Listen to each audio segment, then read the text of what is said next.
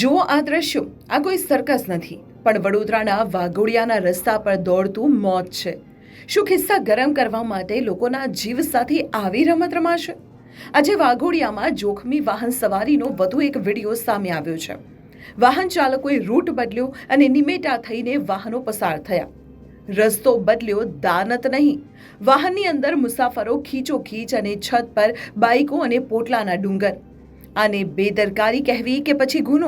થોડાક રૂપિયાની લાલચમાં ડ્રાઈવરો નિયમોને નેવે મૂકી રહ્યા છે અને લોકોના જીવ સાથે રમત રમી રહ્યા છે.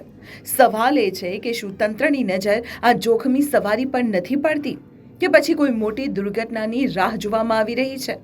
જાગૃત નાગરિક તરીકે આપણે વિચારવાની જરૂર છે. શું આવી મુસાફરી સુરક્ષિત છે? આ વિડીયોને વધુમાં વધુ શેર કરો જેથી તંત્ર સુધી અવાજ પહોંચે. સાવધાન રહો, સુરક્ષિત રહો.